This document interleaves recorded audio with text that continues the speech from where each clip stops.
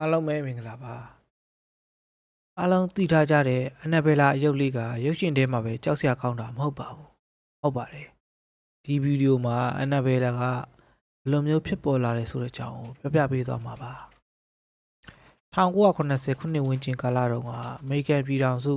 ကိုနက်တီကတ်ပြည်နယ်မှာနေထိုင်နေတာမန်မိခင်တူကသူ့ရဲ့သမီးလေးဒေါနာအတွက်အဟောင်းဆိုင်ကနေရက်ဂက်ဒီအန်ဒေါလို့ခေါ်တဲ့ဘယ်နီအောင်နဲ့ထရီကန်နှာခေါင်းပုံကလေးကစားစရာရုပ်တစ်ခုကိုဝယ်ပေးခဲ့ပါတယ်ဟုတ်ပါတယ်ရုပ်ကအခုအားလုံးသိကြတဲ့အန်နာဘဲစတင်ဖြစ်ပေါ်လာတာပါဒေါနာကသူနာပြုတ်ကျောင်းသူဖြစ်ပြီးတော့သူမရဲ့တငယ်ချင်းအန်ဂျီနဲ့တူနေထိုင်ကြပါတယ်ဒေါနာကရုပ်လေးကိုသူ့ရဲ့အိယာပေးမှာထားပြီးတော့အိတ်တယ်ရန်နေငယ်ကြတော့သူတို့နှစ်ဦးကရုပ်လေးရဲ့ထူးခြားမှုတွေကိုသတိထားမိလာတယ်စကရုပ်လေးရဲ့လက်ပုံစံလေးတွေပြောင်းတယ်နောက်တော့ဒေါနာထားနေကြနေအောင်မဟုတ်ပဲနဲ့တခြားအခန်းတစ်ခုမှာပြန်တွေ့တယ်မိဖို့ကြောင့်မှတွေ့တယ်နောက်တော့အခန်းတကားဝမှာထိုင်နေတာကိုတွေ့တယ်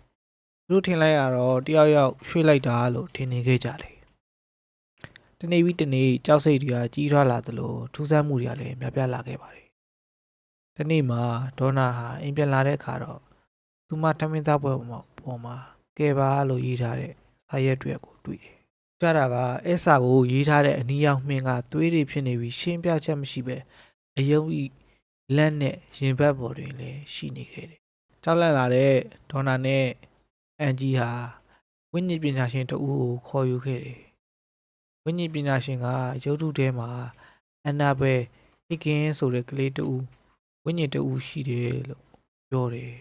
။သူမသေဆုံးကနေမှဒီနေရာမှာနေခဲ့ပူတဲ့ကလေးဖြစ်တယ်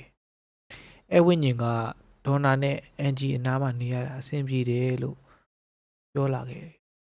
အဲဒါနဲ့ပဲဒေါနာနဲ့အန်ဂျီကယူနာမီတာနဲ့နေခွင့်ပြုလိုက်တယ်။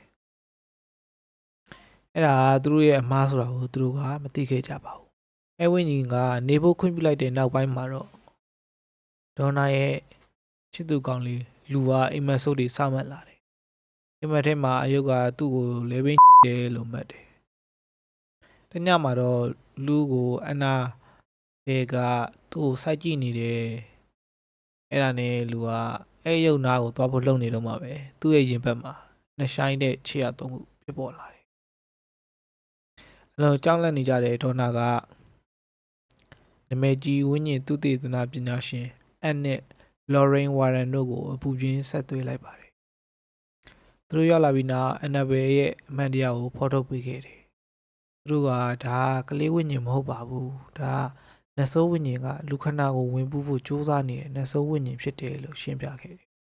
။နောက်တော့အန်နဲ့လော်ရိန်တို့ကအန်နာဘဲရုပ်ထုကိုသူ့တိုက်ခန်းကနေယူသွားခဲ့ပြီးတကားဖုံးပါတဲ့ဖန်ပလင်းထဲမှာပိတ်ထားခဲ့ကြတယ်။